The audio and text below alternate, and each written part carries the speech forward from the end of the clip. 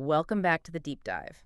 So today we are pulling from a highly specific and frankly fascinating set of materials. Yeah, we're looking at transcripts from an English language learning program, which sounds a bit dry at first, but But it's really not. I mean, these documents detail everyday conversations, but our mission today is to look right past all the grammar exercises. We really want to explore the anatomy of the modern weekend. exactly. We're going to unpack the deep psychology behind how we actually spend our precious days off. Yeah. And we'll dissect the specific, often kind of peculiar language we use to describe those experiences to other people. Right. But to really get into this, we have to start with a universal Monday morning phenomenon. And I mean, you know that exact moment. Oh, everyone knows it. You've just walked into the office or you're logging into that first virtual meeting of the week. You have your coffee in hand. You are actively trying to remember how to be a professional human being. And then someone hits you with it. The question, How's your weekend? yes, how was your weekend? It is arguably the most common, predictable question in modern society. And yet, it reliably induces a highly specific, intense form of panic. Total panic. Your brain just completely blanks. Right. And the reason for that panic is fascinating from a cognitive standpoint. When someone asks that question, you're forced into an immediate context switch. You're suddenly tasked with bridging your private, unfiltered weekend self with your curated, professional weekday self. It's like a sudden temporary amnesia, like you know you existed for the last 48 hours, right? You hope so. You're aware that you consumed food and did activities, but in that split second, you are frantically swiping through your mental phone gallery, sweating a little bit, thinking, wait, Saturday? What happened Saturday? Sunday? Hello? Where did I go? Yeah, because the calculation you're attempting in your head in that fraction of a second is incredibly complex. Uh-huh. You're trying to find a response that navigates a very narrow social corridor. Can't be too boring, because you want to seem like an engaging person, but it also can't be too aggressively enthusiastic. Oh, definitely not. Right, you don't want to accidentally trap a casual acquaintance in a 20-minute monologue about your deeply personal weekend epiphany while they're just trying to get to the printer. Exactly. So what happens? Your brain gets overwhelmed by all the variables, hits the emergency eject button, and you deliver the safest, most conversation-ending sentence in the English language. It was fine. Fine. It is a brilliant linguistic shield. I mean, it's a word that manages to convey absolutely nothing while simultaneously sealing all conversational exits. But then, and this is the part that gets me, every time 12 hours later, you're standing in the shower at home. The social pressure is completely off. Yes. And suddenly, the amnesia just lifts. You remember every single intricate detail of your weekend. You transform into this eloquent weekend poet. The shower. A shower poet, exactly. You find yourself giving this impassioned, emotionally resonant narration to your shampoo bottle, thinking, actually, my weekend was wonderfully low-key, but deeply emotionally meaningful.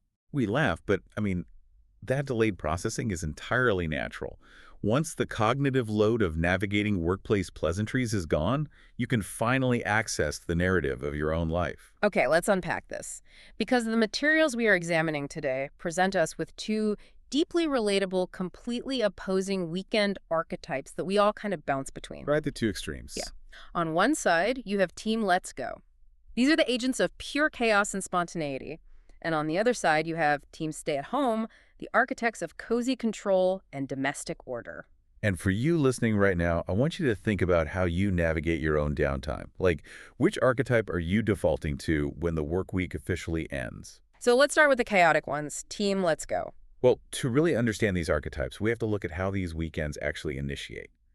If we look at the chaotic archetype, the Let's Go weekend, it almost never begins with a grand, formal plan. No, never. It usually starts with a minor deception, a lie we tell ourselves to lower our guard. The biggest lie of all. Let's just grab a quick coffee. Exactly. That is the ultimate gateway drug to spontaneity. The transcripts detail this perfect domino effect. It starts innocently. You step out for that one coffee. You bump into a friend on the street. Right. That friend texts another friend. And suddenly you are trapped in a real-life group chat. The physical world becomes a chaotic thread of people talking at once, throwing out wild ideas, and absolutely no one is doing any sort of risk assessment. None at all. No one is checking their social energy levels, and nobody's looking at their bank accounts. What you're describing is basically a temporary suspension of executive function. The prefrontal cortex, the Part of the brain responsible for planning and consequence evaluation essentially goes offline, Wow, just completely shuts down. pretty much. And this brings us to some crucial vocabulary we use to describe this state. Doing things spontaneously or acting on a whim. From a linguistic standpoint, a whim is a sudden desire or change of mind. Right. It sounds light, airy, almost disconnected from reality. Exactly. When you do something on a whim, your brain entirely bypasses logic and operates purely on immediate momentum. It's like your brain doesn't even sit down to weigh the pros and cons. It just stands right up in the middle of a thought and yells, "Let's go!" And there's always an instigator, right? Yes, ways. In the case study from our materials, it's a friend's cousin who shows up out of nowhere.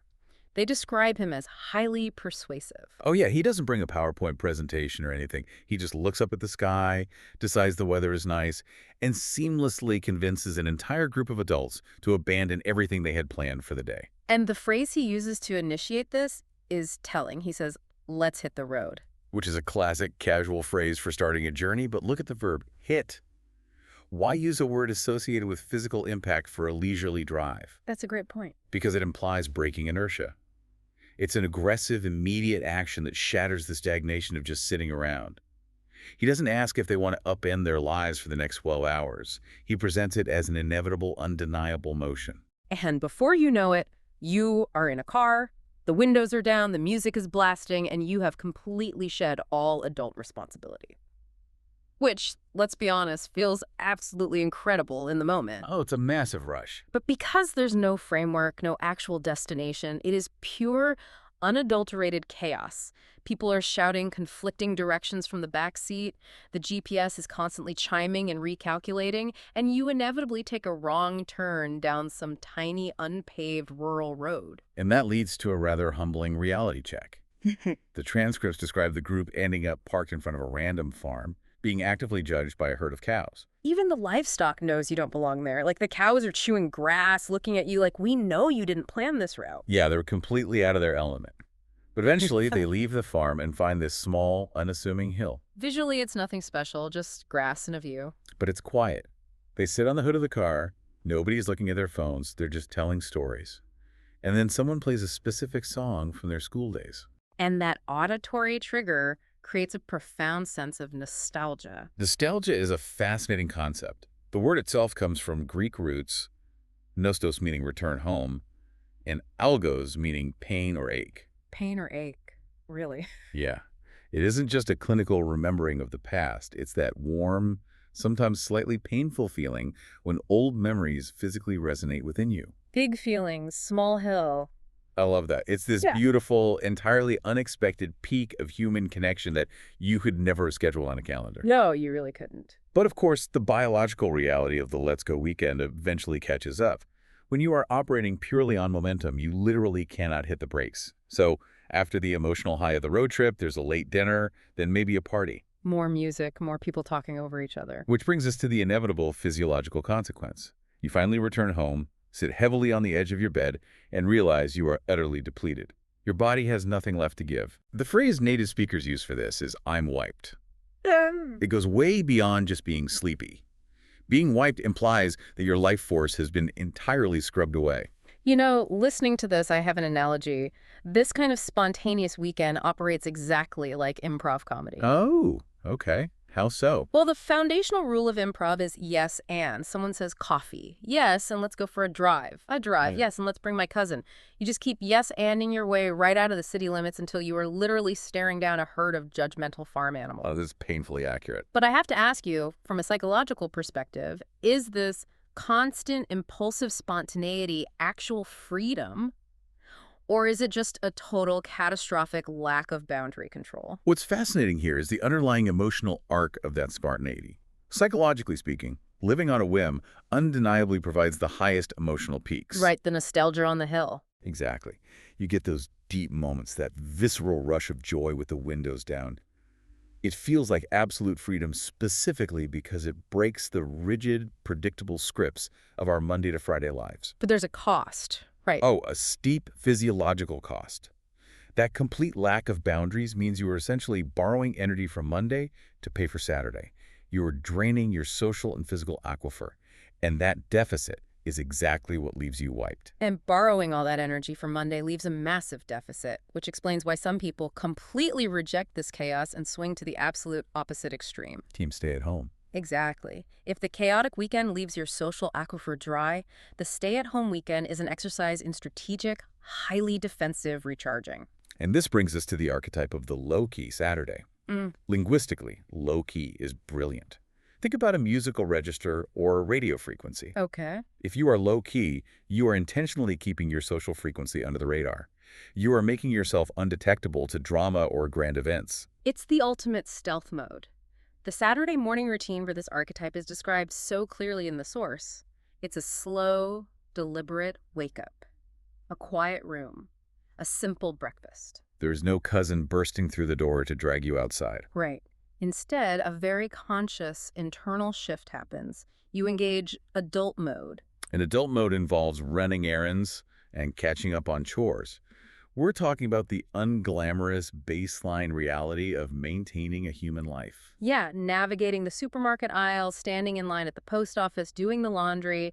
You are aggressively tackling all the structural maintenance you fell behind on during the work week. And doing all that sounds exhausting, right? Yeah. Your legs are tired from walking around stores.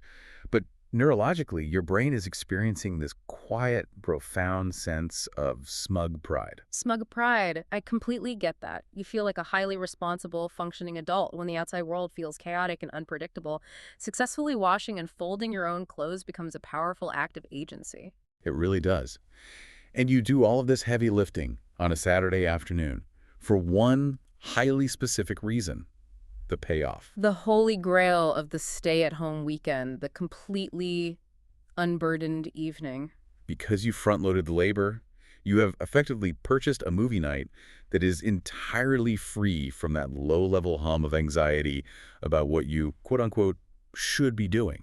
The imagery for this is incredibly cozy. It's changing into your comfiest clothes, dragging every pillow you own onto the living room floor, and activating full home cinema mode. Oh, you're completely invested. Yeah, pausing the movie just to yell your unfiltered opinions at the screen. Don't go in that room. Why would you trust him? And by the end of the night, your living room is an absolute disaster zone. Yeah. There are empty bowls, tangled blankets, and popcorn crumbs everywhere. But in this context, that mess is the universal sign of a deeply successful, truly relaxed night. Which perfectly sets up the concept of the soft Sunday. Right. The transition here is methodical. You wake up slowly. You and your friends or family spend exactly 15 minutes doing a quick communal sweep to clean up the wreckage of the movie night. And then the rest of the day is dedicated to structural preparation. It's meal prep for the week. It's ironing clothes and actually taking the time to put them on hangers. And the ultimate emotional result of a soft Sunday isn't a spike of euphoria. It's a deep, stabilizing feeling of being ready. Ready for Monday. Exactly. Monday's still going to happen. The alarm's still going to ring. But at least you aren't going to wake up in a defensive panic. Here's where it gets really interesting, and I have to push back on this entire philosophy for a second. Well, go ahead. Doesn't deliberately scheduling an entire afternoon of laundry, post office runs, and grocery shopping on a Saturday just make your weekend feel like a depressing, unpaid extension of the work week? I mean, where exactly is the joy in standing over a hot ironing board on a Sunday afternoon? If we connect this to the bigger picture, what we're really talking about is the psychological concept of being kinder to future you. Think of the stay-at-home weekend, like a high-interest emotional savings account. Okay, an emotional savings account. The chaotic archetype operates on a strict, fun-first, stress-later model. You get the immediate, massive dopamine hit of the spontaneous road trip, but you pay a heavy tax in the form of Sunday night anxiety when you realize you have no clean shirts for the office. Right, you're running an emotional deficit. Exactly. The stay-at-home routine completely flips that script. It relies on delayed gratification. It acknowledges that doing grown-up things on purpose isn't inherently joyful in the moment. No, ironing is never joyful. But by sacrificing a few hours to mundane, controllable tasks, paying that tax up front, you yield massive relaxation dividends later. The joy isn't found in the act of chopping vegetables for meal prep. Right. The joy is the incredible lightness you feel in your mind on Sunday night, knowing you have absolute control over your environment for the next 5 days.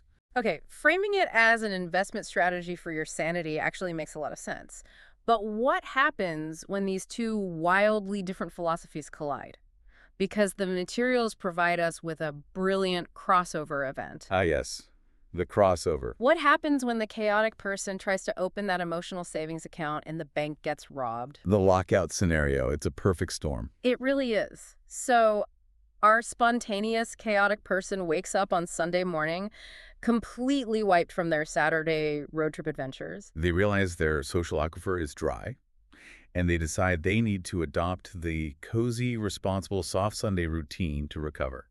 They want to keep it simple and be a little bit responsible. So they start with baby steps. They do a few quick local errands. They successfully bring the groceries inside. The system is working. Everything is going according to plan. But then the universe intervenes. They notice the trash bag by the door. They think, I'll just take this out to the hall really quickly. They step outside their apartment, and they hear the sound that strikes primal fear into the heart of every renter on Earth.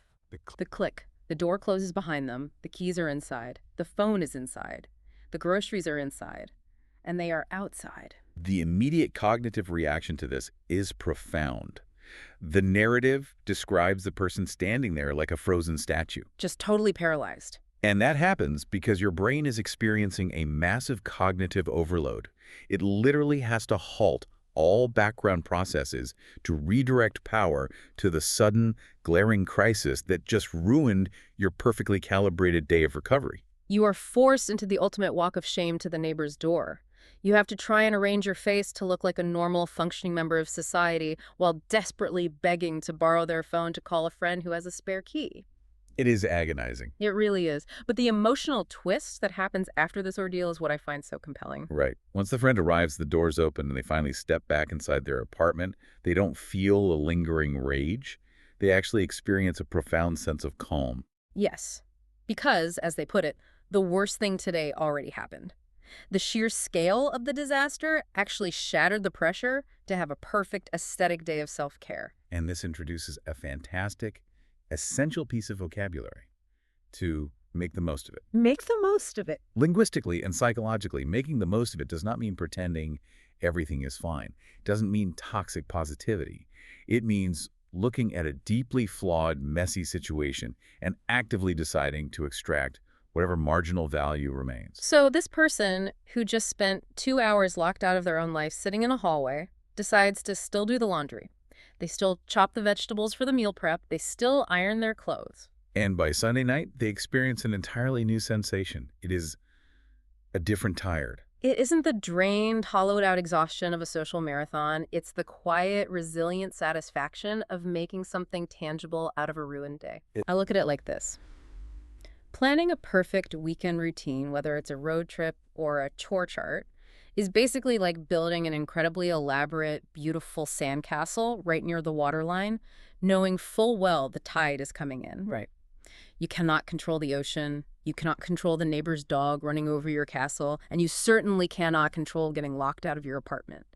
But you have complete, absolute control over your effort and your response.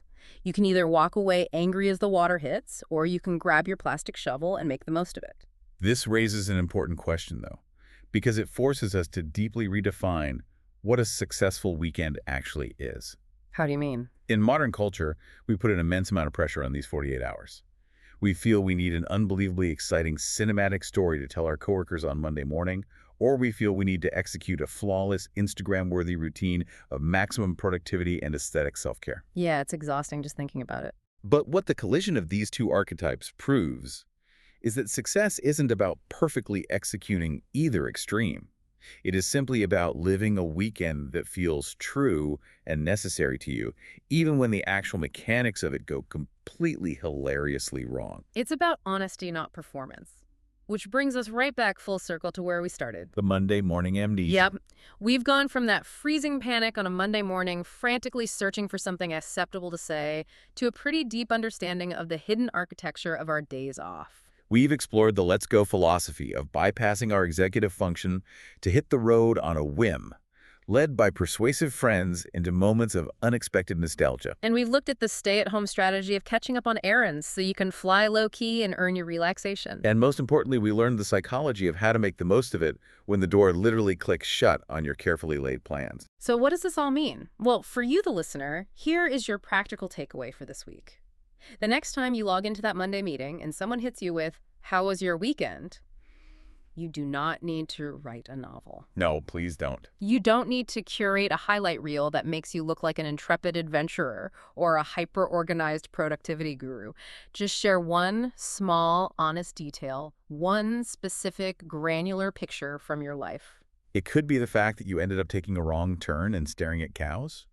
Or it could be the fact that you spent 15 deeply satisfying minutes picking popcorn out of your living room rug. Right. The power of connection lies in the specificity of the experience, not the grand scale of the event. Exactly. Find your small hill. But before we let you go today, I want to leave you with one final thought to mull over. We spent this entire time analyzing the weekend as if it's an isolated bubble. But it's really not. No. Consider for a moment how your weekend persona connects directly to your Monday to Friday life. If your work week is highly rigid, micromanaged, and heavily structured by other people, is a chaotic, unpredictable, spontaneous weekend secretly your brain's desperate act of rebellion. Ooh, that's a great point. And on the flip side, if your daily life, your job, your family obligations feels wildly unpredictable, noisy, and stressful, is a chore-heavy, perfectly ironed, soft Sunday actually your attempt to reclaim some tiny sliver of control over your universe? Something to think about the next time you decide to just step out for a quick coffee. Absolutely. Thank you so much for joining us on this deep dive. The next time you find yourself staring blankly at a coworker on a Monday morning, just remember you don't have to say fine. You've got the vocabulary and the psychology to do better. Take care, and we'll catch you on the next deep dive.